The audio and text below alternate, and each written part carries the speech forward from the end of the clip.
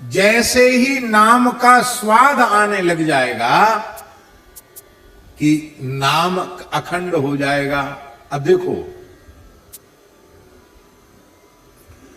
वैखरी से नाम जपते जपते, रटते रटते, जपते जपते, अधिक संख्या में लगातार जपेंगे तो जपते जपते फिर ये मध्यमा वाक जागृत हो जाएगी। जो कंठ कुबर में स्थित वाणी है, मध्यमा वाणी जागृत हो जाएगी, मध्यमा वाक जागृत हो जाएगी। और फिर जब मध्यमा से नाम जप होने लग जाएगा तो भाव समाधि में, प्रेम समाधि में, पश्यंती में नाम जप होने लग जाएगा। और जब परा में, परावाणी में नाम प्रतिष्ठित हो जाएगा, 4 प्रकार की वाणियां हैं, परा, पश्यंती, मध्यमा, वैखरी। वैखरी से नाम लेते ही और फिर क्रमशः मध्यमा, पश्यंती और परा तक नाम पहुंच जाएगा। और जब परा तक नाम पहुंच जाएगा तो महाराज जी रोम रोम से करोड़ों करोड़ों नाम एक साथ प्रकट होने लग जाएंगे। और फिर चाहे सोते रहो, जगते रहो, खाते रहो, पीते रहो, किसी भी अवस्था में शरीर रहे, आधे क्षण के लिए भी नाम रुकेगा नहीं, नाम का विराम नहीं होगा। यह है निरंतर भगवान की स्मृति, यह है भक्ति योग। तो भक्ति योग की जो परिभाषा हमारे आचार्यों ने दी है, तैल धारावत अखंड अविच्छिन्न भाव से भगवान नाम रूप गुण लीला की अखंड स्मृति, इसका नाम भक्ति है। अब भक्ति, राम नाम से भक्ति योग अपने आप आ गया कि नहीं? पहले तो पात्रता नहीं थी, पर केवल जिह्वा से राम राम किया तो धीरे धीरे राम नाम महाराज की कृपा से भक्ति योग हमें प्राप्त हो गया। फिर सब समझ में आ गया, आत्मा अनात्मा का विवेक हो गया, शरीर संसार से पूर्ण वैराग्य हो गया। और जब वैराग्य हो गया तो वृत्ति की चंचलता समाप्त हो गई, वृत्ति पूरी तरह अंतर्मुख हो गई, आत्मानुसंधान हो गया, आत्म साक्षात्कार हो गया, स्वरूप में अवस्थिति हो गई, आत्म वेदम सर्वम, इस भाव में हम पहुंच गए, शरीर संसार का ध्यास मिट गया। तो केवल राम नाम से भक्ति योग की सिद्धि हो गई, न चाहते हुए भी, और न चाहते हुए भी राम नाम से ज्ञान योग की सिद्धि हो गई। और भैया राम नाम जीवन में प्रतिष्ठित है तो वर्ण धर्म, आश्रम धर्म सब अपने आप आ जाएंगे भीतर। क्योंकि हनुमान नाटक में हनुमान जी कहते बीजम धर्मद्रुमस्य, निष्काम कर्मयोग की सिद्धि भी हो गई। और राम राम नहीं किया तो न ज्ञान योग सिद्ध होगा, न भक्ति योग सिद्ध होगा, न कर्म योग सिद्ध होगा। इसलिए गोस्वामी जी ने कहा एक ही साधन सब रिद्धि सिद्धि साधि रे, ग्रसे कलि रोग जोग संयम समाधि रे। कलिकाल रूपी रोग ने सारे साधनों को ग्रस लिया है। इसलिए भलो जो है पोच जो है, दाहिनो जो बाम रे, राम नाम ही सो अंत सब ही को काम रे, राम नाम ही सो अंत सब ही को काम रे। हमारे महाराज जी के परम श्रद्धेय और प्रिय मित्र श्री हरे राम बाबा जी, उनके जीवन की एक घटना है। वो जयपुर में थे,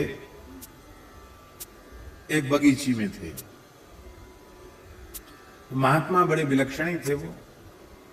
गर्मी का समय था, कोई आता तो बाबा कहते, बाबा सेवा, बच्चा एक तोतले बोलते थे, एक मट्टा ले आ, मट्टा, मटका, एक मट्टा ले आ, पानी भरा हुआ मटका ले आ। तो हर व्यक्ति से वो पानी भरा हुआ मटका मंगाते। तो हम कम समझते हैं, कम 40-50 पानी भरे मटके। उस समय पानी भी उतना ज्यादा सुलभ नहीं था।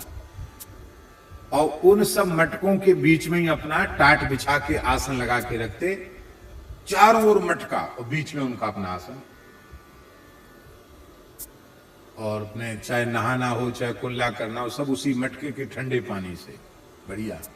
और कोई आ जाए प्यासा तो उसमें से पानी भी पिला देते थे।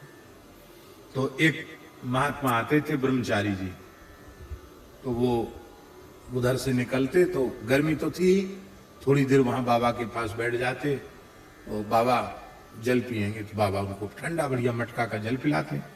गर्मी का समय था। पता नहीं क्या हुआ, एक दिन उनको ब्रह्मचारी जी को मन में कोई ऐसी बात आई और उन्होंने कहा, बाबा एक बात हम आपसे पूछें, बुरा तो नहीं मानोगे? नहीं नहीं ब्रह्मचारी जी, क्यों बुरा मानेंगे, पूछो। बोले हम अब पानी तो आपके यहां बहुत दिन से पी रहे हैं, पूछ नहीं पाए आपसे, आप किस जाति के हो?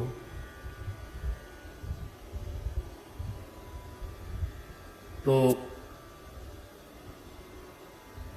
बाबा हंसने लगे। बाबा बोले, इतने दिन तक पानी पीने के बाद जात पूछ रहे हो?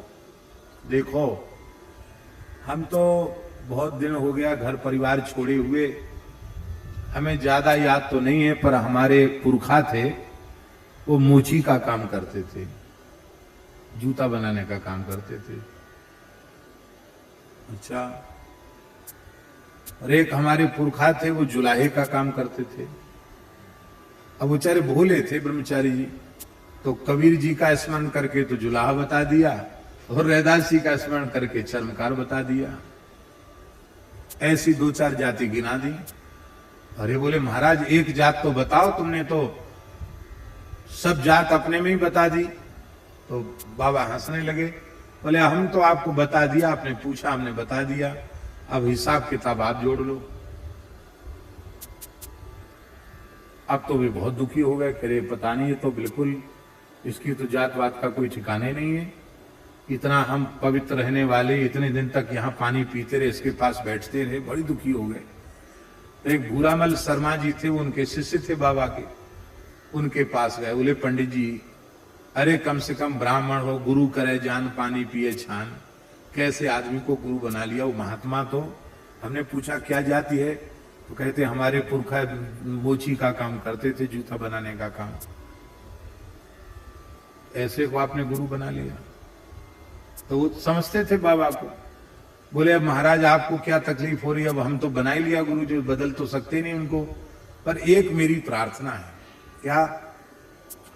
बोले उनसे ये जरूर पूछ के आओ कि जो आपके पुरखा मोची का काम करते थे उनका नाम क्या है, ये पूछ के आओ उनसे। तो ब्रह्मचारी जी बेचारे दुखी तो थे, वो फिर गए।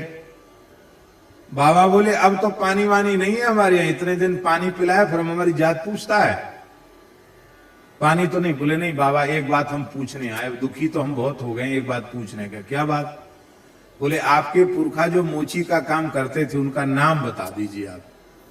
बाबा बोले तू अपनी बुद्धि से नहीं आया, किसी ने भेजा है तुझे? कहा बाबा कुछ भी समझो, आप नाम बताओ, आपके पुरखा का नाम क्या? तो बाबा बोले रैदास जी महाराज। तब वो समझ गए कि रामानंद संप्रदाय की परंपरा के साधु हैं, रैदास जी की याद करके बोल रहे हैं। बोलो भक्तवत्सल भगवान की जय। भलो जो है, आप चाहे जितने बड़े आचारी विचारी भले से भले बने रहें, बाबा ने कहा ब्रह्मचारी जी ये जो कुछ आप करते हो सब बिल्कुल ठीक है, करना ही चाहिए, लेकिन कल्याण तो राम नाम जपने से होगा, इसलिए सब करो पर अनन्य भाव से चलते फिरते राम नाम का जप करो, क्योंकि भलो जो है पोच जो है, भले से भला हो, खूब धर्मनिष्ठ हो, खूब आचार विचार वाला हो, लेकिन राम राम नहीं करता है तो कल्याण में संदेह ही बना रहेगा। पोच जो है, पोच माने सबसे अधिक नीच व्यक्ति, निम्न से नीच, नीच से नीच है, बुरा से बुरा है, उल्टा है, सीधा है, कैसा भी है, उल्टा सीधा है, बुरे से बुरा है, अच्छे से अच्छा है, कैसा भी जीव क्यों ना हो, काम तो अंत में राम नाम से ही बनेगा। राम नाम ही सो अंत सब ही को काम रे। अंत में सबका काम राम नाम से ही बनने वाला है। अरे भाई अंत में कब बनेगा? जब आज से अभी से लेना आरंभ कर दोगे तो अंत में भी राम नाम की स्मृति आएगी, नहीं तो नहीं आएगी। एक अघोरी था, अघोरी जानते हैं ना, मसान सिद्ध करने वाले, एक अघोरी था। ओ तमाम मनुष्य की खोपड़ियां लिए हुए इधर लटकाए उधर लटकाए, हड्डियों की माला पहने, काला कपड़ा पहने, मसान जगाया हुआ कोई मसानी, सिद्ध मसानी आया और गोस्वामी तुलसीदास जी महाराज 80 घाट वाराणसी में जहां विराजते थे वहां बैठे थे। वहां से वो अघोरी निकला। इस तरह के सिद्ध बहुत हैं बनारस में। निकला, खप्पर हाथ में लिए था, बार बार आलक आलक आलक आलक ऐसे बोल रहा था। गोस्वामी जी आंख बंद करके बड़े प्रेम से श्री सीताराम श्री सीताराम श्री सीताराम जप रहे थे। जब उन्हें विक्षेप हुआ तो उन्होंने नेत्र खोले, वो अलग अलग चिल्लाता हुआ दिखाई पड़ा। गोस्वामी जी का हृदय करुणा से भराया और श्री गोस्वामी जी ने कहा, बड़ा प्यारा दोहा है गोस्वामी जी का, हम लख हम ही हमार लख, हम लख हम ही हमार लख, हम हमार के बीच तुलसी अलख ही कालख है, राम नाम जपो नीच। तुलसी अलख ही कालख है, राम नाम जपो नीच। महाराज जी एक नाम जापक संत की वाणी श्रवण करते ही उस तामसी अघोरी के जीवन में इतना बड़ा परिवर्तन आया। सारे महाराज कपड़ा लत्ता हड्डी फड्डी सब उठा के गंगा जी में पटक दी और राम नाम जपते जपते सिद्ध हो गया। तो भलो जो है पूछ जो है, दाइनो जो बामरे। एक अघोरी था, बड़ा सिद्ध था महाराज। उसने कब्जा कर रखा था एक बगीचे पर। एक सेठ का बगीचा था, आम का बगीचा, गाजीपुर क्षेत्र की बात है, कहीं बनारस के आसपास। बहुत सिद्ध था, तमाम चमत्कार उस अघोरी में थे।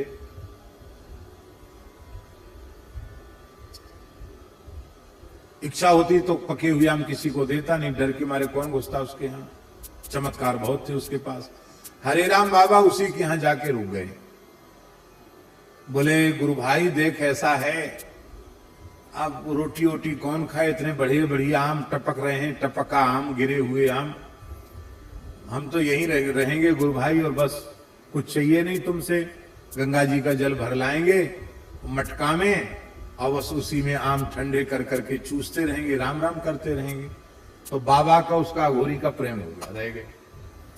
बाबा बोले कि तुम मसान सिद्ध करते हो, भूत प्रेत आते? बोले हाँ आते तो हैं। तो बाबा बोले हमको दिखाओ। बोले हाँ दिखाएंगे। तो एक बार कोई ऐसी अमावस्या तिथि आई, तो मसान में कहा कि इतनी दूर बैठ के तुम देखना। बाबा कहते मैंने अपनी आंखों से देखा। उस मसान वाले ने, सिद्ध ने क्या किया, कोई व्यक्ति मुर्दा जला के गया था, उसकी आंच थी, उस आंच में गंगा जी का जल एक मटका में भरा और उसको मुर्दा की आंच पर उसको गरम किया, उसी में थोड़ा चावल छोड़ा, उसी में गुड़ छोड़ा और मीठा भात बनाया। और मंत्र बोल बोल कर जैसी पत्तल परोसता तो महाराज भयंकर भयंकर प्रेत प्रकट हो जाते, भूत प्रेत चुड़ैल आदि, और सब बैठ के खाने लग गए मीठा भात। बाबा ने आंखों से देखी भूतों की पंगत, और वो सब खाने लगे और सब बड़े प्रसन्न हो रहे थे भूत वगैरह। और ये कुछ माला फेर के जपने लग गया। बाबा तो कौतुकी थे। बाबा ने सोचा कि हम भूत बन के जाए, देखे हमको पहचानता है कि नहीं। तो पास में बाबा की कोठरी थी, वहां सफेद कपड़ा तो बाबा पहनते ही थे।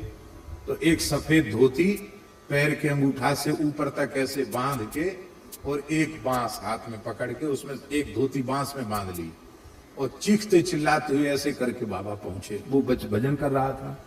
उसने देखा, वो तो डर गए, इकट्ठी डर गया कि कोई प्रेत है।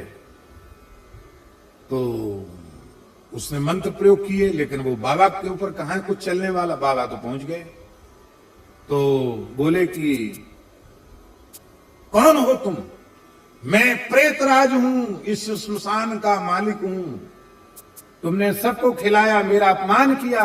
बोले अब तुम खा लो। सबका झूठा खाऊंगा मैं, अब मैं ये मीठा भात नहीं खाऊंगा, तुझे ही कच्चा चबा जाऊंगा। ऐसे करके बाबा ने बांस हिलाया, वो महाराज भगा। बाबा पीछे से भगे उसके, दौड़े। मारा नहीं बाबा ने, बांस जोर का पटका बगल में, बेहोश होके गिर गया। तो बाबा उसको उठा के लाए, उसकी कोठरी तक उठा के लाए, बगीचे तक। थोड़ी देर में होश आया, बाबा ने अपना वेशभूषा उतार दी। बोले क्या हुआ गुरु भाई? अरे बोले जीवन में ऐसा कभी नहीं हुआ जो आज हुआ। ऐसा डबल प्रेत आया, ब्रह्म राक्षस आया, कोई मंत्र कोई तंत्र कोई चला ही नहीं उसके ऊपर। वो तो कैसे मेरे प्राण बच गए, पता नहीं कौन हमको यहां उठा के लाया महाराज। बाबा बोले वो प्रेत कोई दूसरा नहीं था, हम ही आए थे। मैंने कहा असली प्रेत तो आ गए कि नकली प्रेत आवे, देख तो पहचानता कि नहीं पहचानता। तो बहुत जोर से हंसा वो। बोले आपने ऐसा क्यों किया? बाबा बोले देखो भूत प्रेत की सेवा करते हो, मरोगे तो भूत प्रेत बन जाओगे।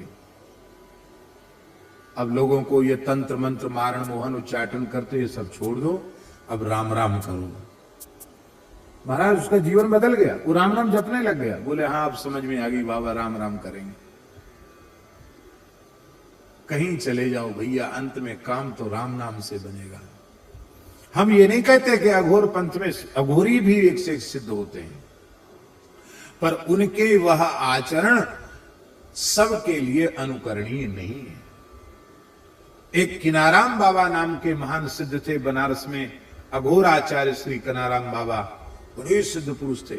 वो महाराज वेशभूषा से अघोरी थे, पर वे भगवान श्री राम के अनन्य भक्त थे, निरंतर राम नाम का जप करते रहते थे। गंगा जी के पास जाते, मां भूख लगी है भिक्षा लाओ, जैसी कहते सोई कोई ना कोई मुर्दा बहता हुआ दिखाई पड़ता तो कूद जाते गंगा जी में, और तैरते रहते, मुर्दा को पकड़ के दांत से नोच के खाते रहते उसी को, मुर्दे के। काशी महाराज घूम रहे थे, दिखाई पड़ गए, हे राजा बच्चा प्रसाद लेगा, ले प्रसाद। इतना लोथड़ा निकाल के फेंका। अब इतने बड़े सिद्ध मना करें तो क्या करें, कैसे करें? ऐसे ही उन्होंने अपना दुपट्टा किया तो पूरा दुपट्टा मेवा मिश्री अखरोट बादाम हरी हरी इलायची इस सब से भर गया पूरा दुपट्टा। ऐसे सिद्ध थे महाराज। एक जगह उन्होंने मंदिर बनाया किनाराम बाबा ने, हनुमान जी का मंदिर, अभी भी है वो, बनारस के आसपास की बात। तो महात्मा लोग जानते हैं हनुमान जी को मंदिर कैसे बनाते। एक चबूतरा बना दिया, हनुमान जी रख दिए, महावीरी लगा दी, फिर कोई भगत आएगा तो फिर वो दीवाल उठवा देगा, कोई भगत आएगा तो छत डलवा देगा, ऐसी कोई किवाड़ लगा देगा, ऐसे धीरे धीरे मंदिर बन जाता। महात्माओं के ऐसे काम होते हैं। तो दीवाल तो उठ गई, पटाव के लिए मिस्त्री आ गए, लेकिन जिस व्यक्ति ने पत्थर और गाटर लकड़ी देने के लिए कहा था वो व्यक्ति आया ही नहीं। मजदूर बोले बाबा हमारा तो दिन बेकार हो गया। बाबा बोले कोई बात नहीं, गैया के गोबर के कंडा तो हैं, छाया करनी, हनुमान जी को छाया कर देते हैं। तो ऐसी पुरानी धुरानी लकड़ी उस पर बिछवा दी और ऊपर से कंडों से उसकी छत कंडों से छाया कर दी। बोले तुम्हारा काम हो गया, मजदूरी ले और जाओ। अरे बोले महाराज पानी बरसेगा सब कंडा गर जाएंगे, इससे थोड़ी कुछ पानी रुकेगा। अच्छा वो नहीं रुकेगा। बाबा उठ के आए धूना से, कंडा की छत देखी, बड़े हंसे। बोले जा बाबा राम नाम की महिमा से पक्का हो जा। जैसे का राम नाम की महिमा से पक्का हो जा, महाराज कंडे की छत पक्की छत बन गई। आज भी वो पक्की छत वाला मंदिर है, लेंटर बन गया महाराज, उस जमाने की बात।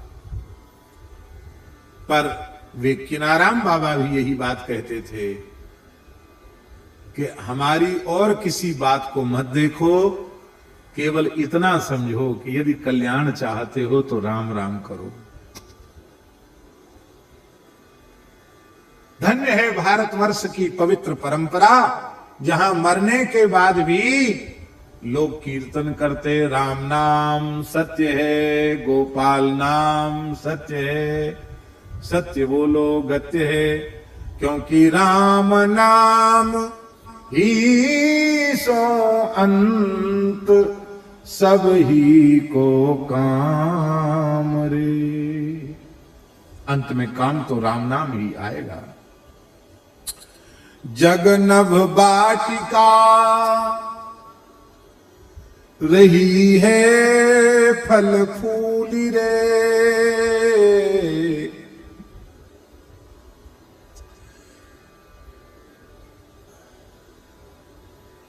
ये संसार का जो चाकचिक्य है ना, चमक दमक आकर्षण, ये कैसा है? ये नभ वाटिका के समान है, खपुष्प के समान है, आकाश पुष्प के समान है। जग नभ वाटिका, आकाश में बगीचा लगा सकते हो आप?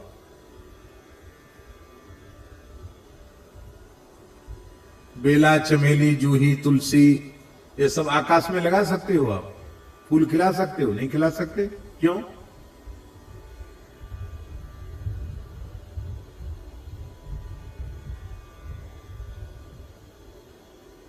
गोस्वामी जी ने उदाहरण दिया है, राम भजन बिन मिटहि की कामा, फल विहीन तरु कबहू की जामा। जब तक थल नहीं होगा, स्थल नहीं होगा, भूमि नहीं होगी, मिट्टी नहीं होगी, तो आप बगीचा कैसे लगाएंगे? बगीचा बिना मिट्टी के नहीं लग सकता। जैसे आकाश का बगीचा केवल कोरी कल्पना मात्र है, ऐसे ही जगत का यह चाकचिक्य कोरी कल्पना मात्र है, कुछ नहीं है। ये कैसा है जो फलता फूलता संसार? ये कैसा है? धुआं कैसे धोर हर देखी तू ना भूल रे। गीला और इधर उधर का कचरा वचड़ा सब इकट्ठा करके और आग लगाई जाती है। देखा होगा आपने, दीपावली में पहले लोग गांव में सब सफाई करते थे तो एक जगह कचरा का ढेर करके फिर उसमें आग लगा देते। तो जब आग लगाई जाए तो धुआं, जब धुआं के गुब्बारे ऊपर आकाश में उठते हैं तो उसमें आकृति जैसी बन जाती है धुआं की। बीच का धुआं खाली हो गया, इधर उधर का हो गया तो दीवार बन गई, ऐसे धुआं चला गया तो वो शिखर बन गया। तो उसमें आप देखेंगे तो महल मकान भी दिखाई पड़ेंगे, कई बार उसमें कोई पुरुष की आकृति भी दिखाई पड़ जाएगी। ज्यादा कचरा जहां जल रहा, धुआं के गुब्बारे ऊपर उठ रहे हैं, तो धुआं के महल, उनका अस्तित्व क्या है? धुआं के भवन और धुआं से ही निर्मित स्त्री पुरुषों की आकृति, वे क्या वास्तविक में सत्य हैं? वे सत्य नहीं है, केवल प्रतीति वैसी हो रही है। ऐसे ही संसार है। धुआं कैसे धोर हर देखी तू ना भूली रे। अंतिम बात गोस्वामी जी कह रहे हैं, राम नाम छाड़ी जो भरोसो करे और रे। तुलसी परोसो त्यागी मांगे कूर कौर रे। तुलसी परोसो त्यागी मांगे कूर कौर रे। श्री राम नाम को छोड़कर दूसरे का आश्रय लेता है, दूसरे का भरोसा करता है, वह ऐसा मूर्ख है जैसे किसी व्यक्ति के सामने बड़ी जोर की भूख लगी है और उसके सामने किसी ने बहुत प्रेम से, बड़े भाव से, आदर से बढ़िया सुंदर स्वर्ण में सिंहासन बिछा दिया, सोने की चौकी रख दी और इतने बड़ा थाल रख दिया, तरह तरह के कटोरों में भक्ष्य भुज जिल्लही चुस्त विविध प्रकार के व्यंजन परोस दिए और बड़ी विनम्रता से हाथ जोड़कर कहा, महाराज इसको जीमो, खूब पाओ। और बड़े प्रेम से और अधिक तृप्त होकर जिमाने के लिए तैयार खड़ा है। भूख तो आपको लगी थी, लेकिन आप बिना किसी कारण के परोसा हुआ स्वर्णमय 56 भोग 36 व्यंजन का थाल छोड़कर चले गए। कहां चले गए?